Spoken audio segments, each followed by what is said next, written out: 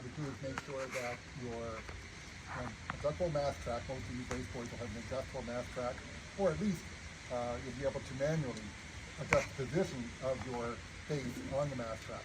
It's important for the kind of racing we do, course racing, is that it's not too far from the front.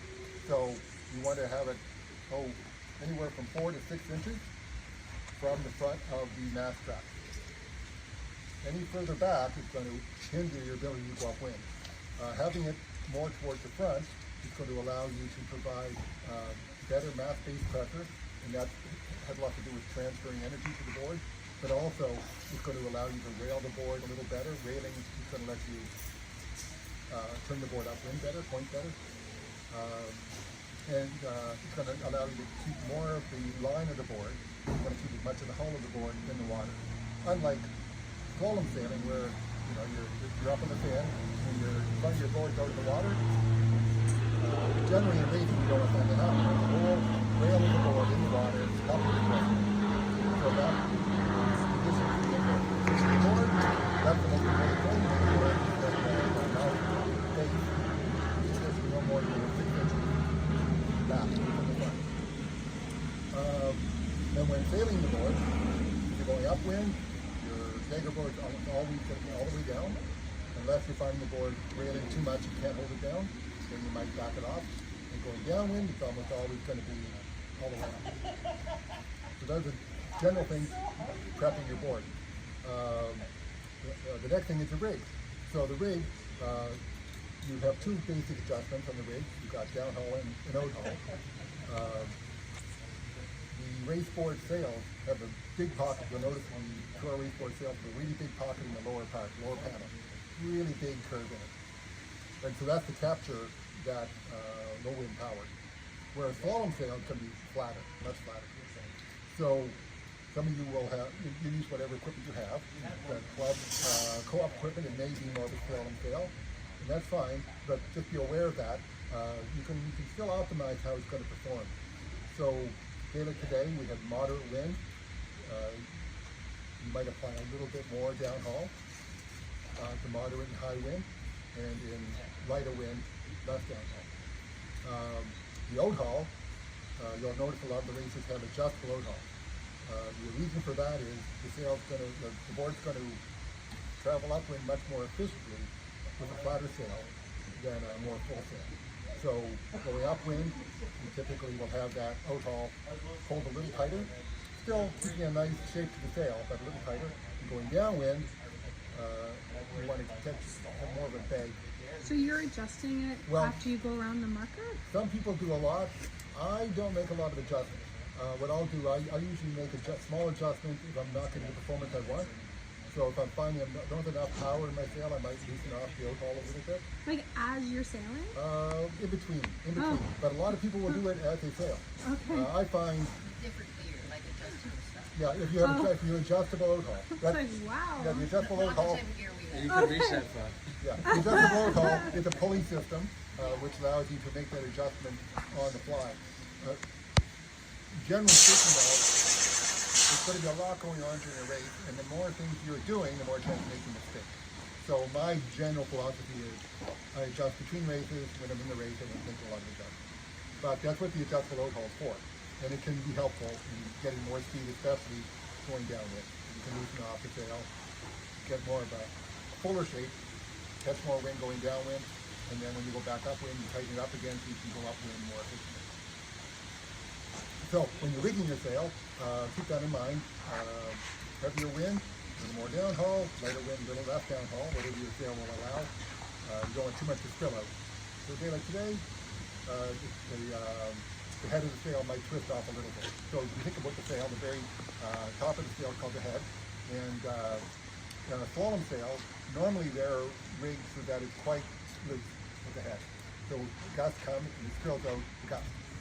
And that's a slalom sail. But a race board sail, you're not going to see quite the same thing. And it's going to be fairly rigid right to the head in most conditions. It might spill off just a slight bit. But they're built differently, right? So getting your sail rigged properly, and ask people who have rigged that kind of sail before for tips. But those are the general principles. less downhaul for light wind, more downhaul for heavy wind. It's not too much outhaul. Too much outhaul, if it's too flat, it'll become really twitchy, and then it'll be really hard to control. Twitchy, yeah. So twitchy sail, what you want is a sail to feel very stable.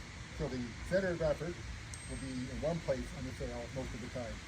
Too much outhaul, and you're going to see the center of effort move around.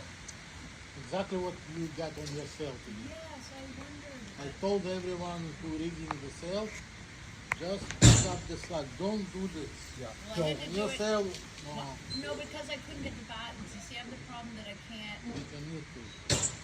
Yeah, but I can't move. It means not enough down. My downhill was right to the extreme. No. Then you have to extend the extension. Longer extension. Right. yeah. So See, you what got, I'm doing is I'm making adjustments to try to keep those. But if there's a batten that I can't get around, yeah. when I come Yeah, so back, it's a camber inducer, so the battens don't rotate. Yeah, normally it's going to be because I could feel and the not twitch of my sail tonight, but I adjusted for battens. So, yeah, so try more downhaul next time, and that should help those cambers rotate. But yeah, too much outhaul, and the center effort's going to move way back on the sail, not where you want it. You want it in that deep pocket in the front, and it's going to move around.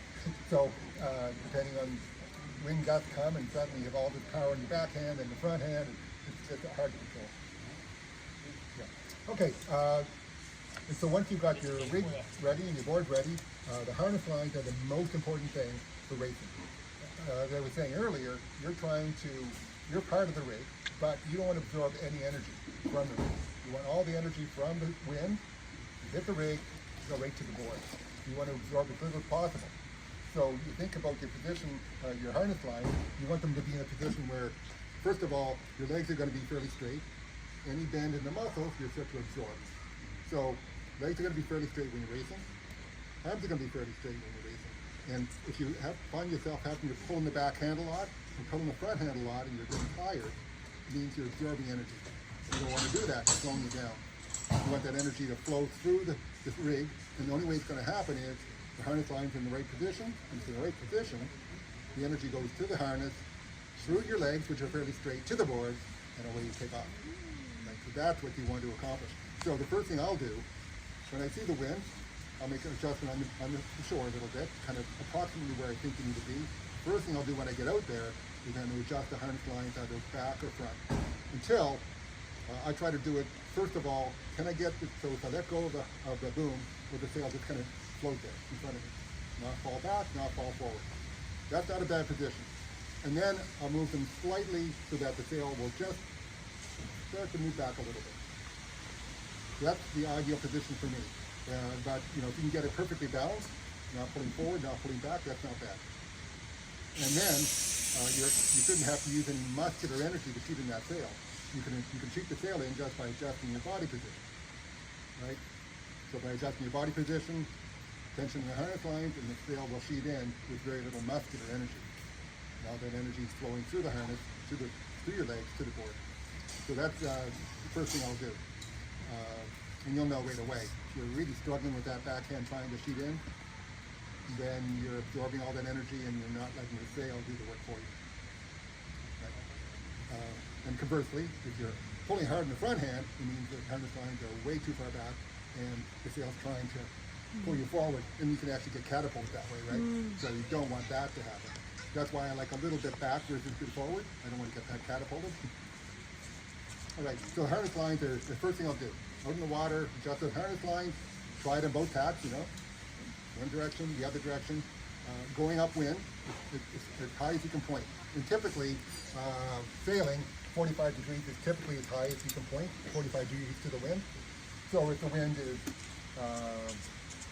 well, let's say that's the wind right there coming down here, you'll be able to go upwind at about a 45 degree angle to the wind. On a race board, sometimes you can rail it and get a little bit steeper, but you can't maintain that. Eventually it'll stall and you've got to go off of it. If you're going less than 45 degrees to the wind, you're not optimizing your performance. So yeah, try to aim for that. If you find yourself, you know, 45 might be here, but if you find yourself way down here, think about, am I sheeted in? And where is my weight on the board? Is it balanced? Do I have the whole rail in the water? We'll talk more about that in future sessions. But yeah, that's what we're aiming for, that 45 degree or better. Well, occasionally you can get a little better. Yeah, so we were just going over the equipment. Oh yeah, so the harness lines, position's important, but also a lot of the racers that have been racing a long time have adjustable harness lines that are quite long. And there's a reason for that. If you're just recreational sailing, slalom sailing, the sail's often pulled over quite a bit, you're quite a bit of wind, you're in the harness, and you're leaning, way out over the water, and that's great for slalom sailing. But we hardly ever have those conditions when we're racing. Usually it's 5 to 10 knots.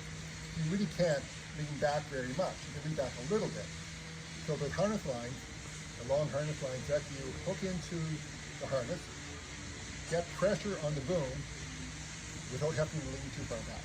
It'll be much more stable. The sail will be much more upright, and it's going to catch more wind versus a sail that's like this. It's not going to catch as much wind as a sail that's like that.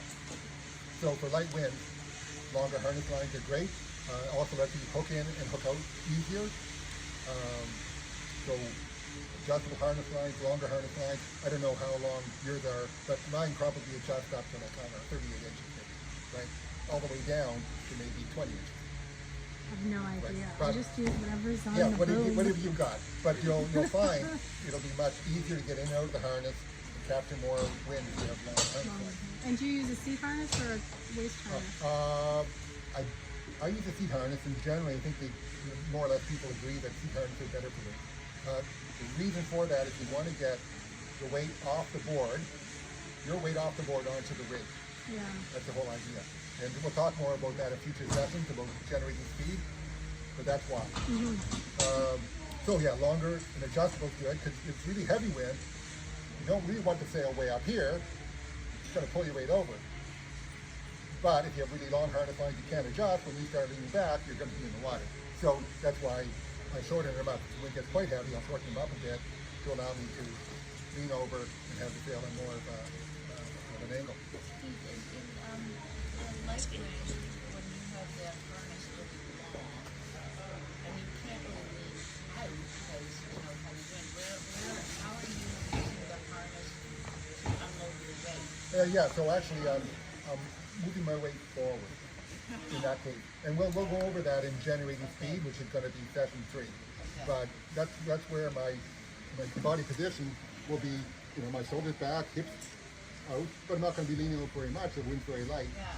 And then I'm going to be moving my weight forward. That helps me shoot the sail in without using my muscle. And I'm pushing it to the back leg. So that's kind of the position there. And I'm more or less transferring my weight onto the harness, onto the rig, onto the mast base. Yeah, okay. Right. And we'll go over more why in the future sessions, but that all has to do with generating speed. All right, we covered over that stuff. Harness lines, position of the harness, got that. Okay, so now you're ready, almost ready. Okay, so you're in the water. First thing you did is adjust your harness lines. You're not wasting a lot of energy. You're transferring that energy to the board. Next thing you're going to do is find out where the upwind mark is. Very important. And not only important during the race, also important to figure out which is the favored end of the course. Wind, the ideal is that the upwind mark will be perpendicular to the start line. That's the ideal. But the wind shifts all the time. Tonight we are having huge shifts. So best they do is they set it up, and they can't be resetting the course continually. So they set it up, the wind shifts, then it will not be square to the line. So sometimes the wind could be blowing from this direction, sometimes that direction. And so when I get out in the course, first thing I want to do is find out which end is favored. Is it better to start near the boat or start near the pin? The pin is the downwind mark. Of course, if you start over here and you start on a port tack, you have no right. And that has to do with rules. We'll talk about the rules shortly. So that's why most people start here by the boat. It's starboard start. You have right-of-way rules apply. And normally the course is set up fairly square. So starting here is actually probably a pretty good idea. And tonight, in general, yes, that was the condition tonight. But how do you know which is the proper end or the favored end? So it's called a transit. So as you get out to the race course and you're sailing around adjusting things, do your transit. A transit basically is you go from the boat end, try to go 45 degrees through the course, pin end, try to go 45 degrees up the course. And as you're doing that, pay attention to how close are you coming to the mark, upwind mark. Is one taking you closer to the upwind mark sooner than the other? Basically. And Well, that's we gonna- just see what you do and go to. you'll see it happen in the race. When you see Ian, myself, Yeah, yeah. Artem go to this end of the course, There's a reason. there's a reason. The reason is the wind has done this. You can see here, if we go up here, this wind here coming from this direction is going to push us up to the mark. If we start here, and the wind's in this direction, we won't even get over the start line, right? Because we're sailing directly into the wind. If the wind's here, no problem. You can start either way, but this is, starboard to right of way prevails. And if the wind's here, it's really favored here. So you might even be able to make it to the pin on a reach, right? Because here, it's super favored. So that's the next thing I'll do. Do my transit. So I'm go up this way, go up that way. Okay, now I have a good idea of which end's better. And sometimes, if this upwind pin is quite far over here, it could still be beneficial to go down the line and start down here, but on starboard. And then, if you start here versus here, you're going to be a lot closer if the mark's way down here. Depends how they set the course. But I try to figure out, which is the favorite position on the line and whether it's going to be port or starboard start. Yes, that's the next thing to do, prepping for the course. Figure it out. You got to know the rules. So let's start with the safety rules, and then we'll go over the timing rules. So safety rules, the number one rule in racing, any kind of racing, is avoid any kind of collision at all costs. Okay, so it doesn't matter whether you're in the right of way or you're racing and the other guy is just recreational sailing. Doesn't matter. Avoid a collision at all costs. And so that means if you need to, drop your sail, drop in the water. That'll stop everything immediately if you have to. That's number one rule. The number two rule is if you have two boats on different tacks coming towards each other, starboard has right of way. And it's easy to know starboard, your right hand will be forward on the boom. You're on starboard. So this guy's coming here, this guy's coming here, the one with the right hand on the boom, that's starboard, he'll have right of way. And the other guy may not know the rule, so you can yell out, starboard. So what about if somebody's coming downwind? Oh, okay, well this is same tack going upwind. Okay, we'll talk about downwind shortly. So the next rule is, this is two boats, different tacks. Starboard has right of way. Now you have two boats on the same tack. Okay, now what's going to happen? Well, the windward board needs to give way to the leeward. So if the leeward moves up, the windward's got to give them room. So I don't know windward and leeward. Windward is the one that's further upwind. Okay. So the wind's blowing in this direction, windward board would be here, leeward board would be there. Got it. So the board above needs to give way to the board below.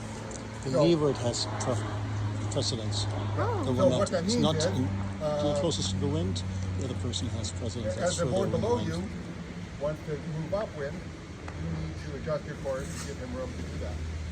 Have you ever heard up, up, up, up, up, up, up, up, up, up, up? No. That's Okay. I'm too far away from the Yeah, rest of so you. if you hear that, it means More upwind? that Means if you starting together, and I will be below you, At what point and I does can go, proper I force can kick point in? very high. oh, So I will be well, pointing we don't very get high. that technical here so much. Up, up, up, up, up, up, please, you have to.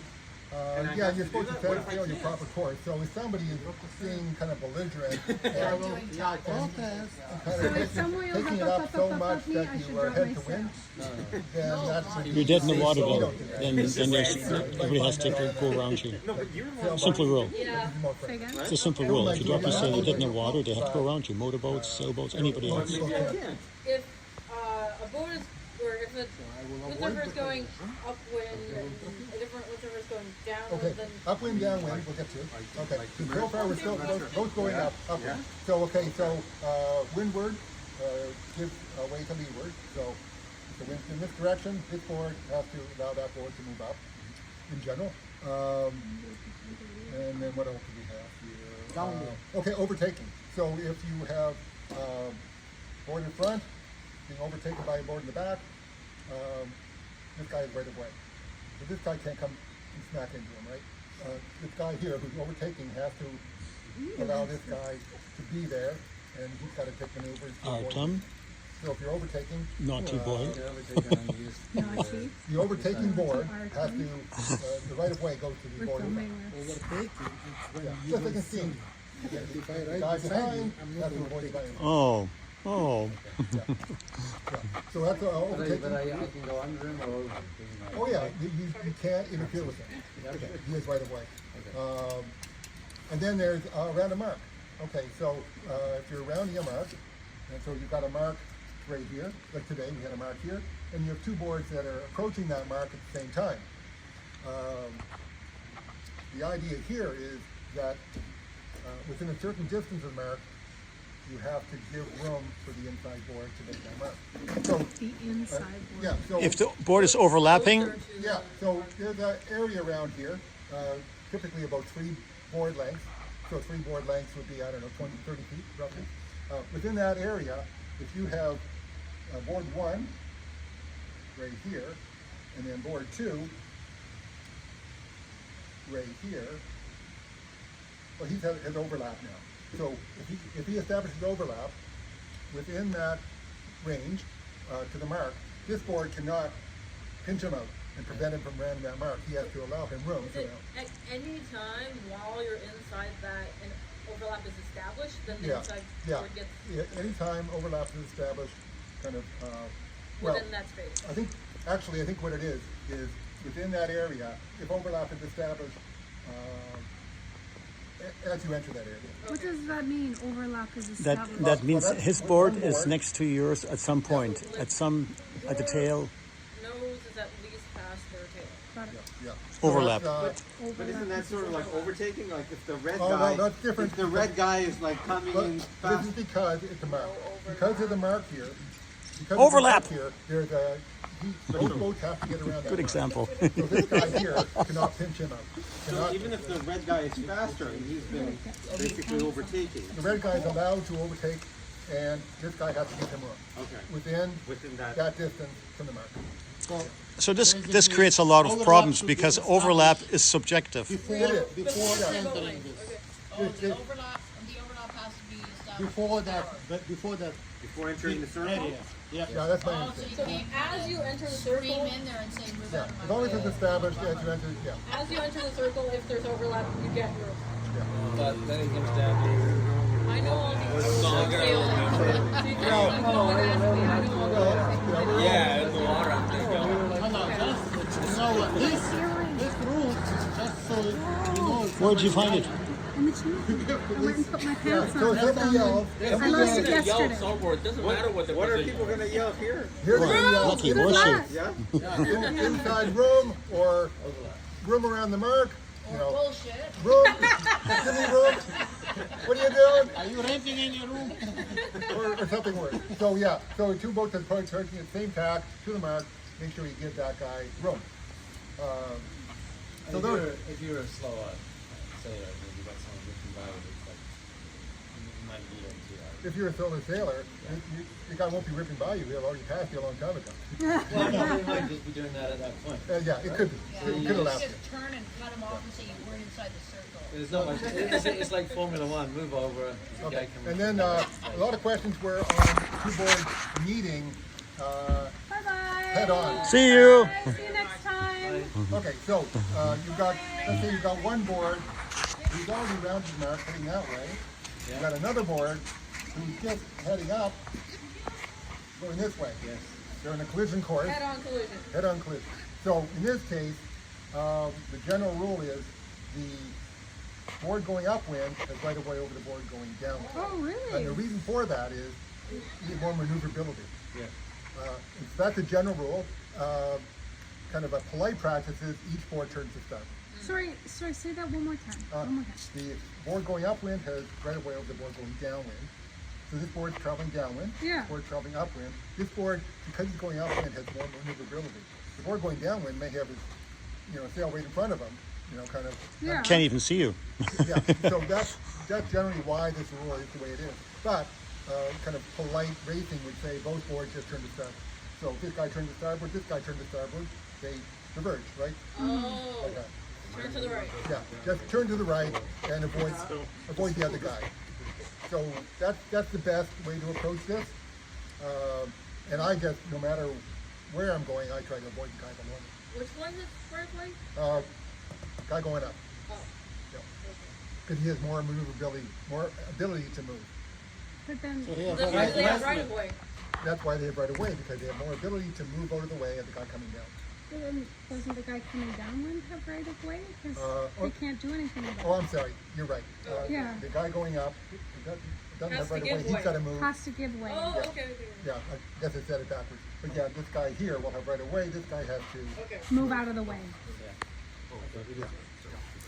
The person on rails can't move, the other person has to. Well, it's just, the other way they've around. got to have a rule for this, and that's, The person coming downwind You, can't see. you will Yeah, eventually, they can't see you and can't maneuver.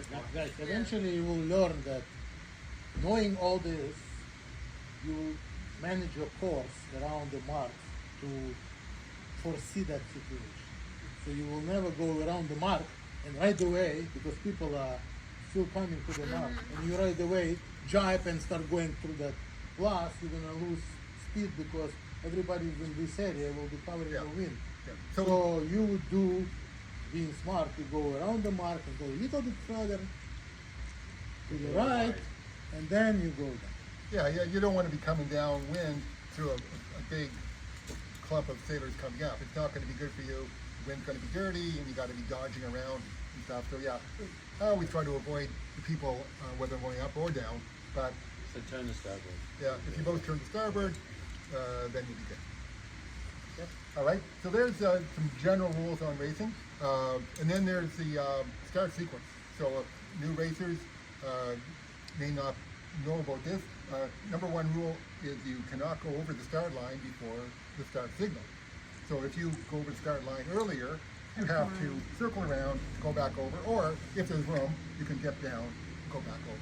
You do it first. You can dip down as well. So if there's nobody here that you're going to interfere with, if you've gone over early, you can dip down, back over, and come back again. That's usually acceptable. Or you may have to, you've gone over early, you may have to go around the mark, go around and start again. Sometimes there'll be a black flag. We don't do it here, but a black flag would mean if you go over early, on the last minute, you're out. That's it. You're disqualified. There's no second chance. So, best not to go over early. Stay behind the start line until that start signal.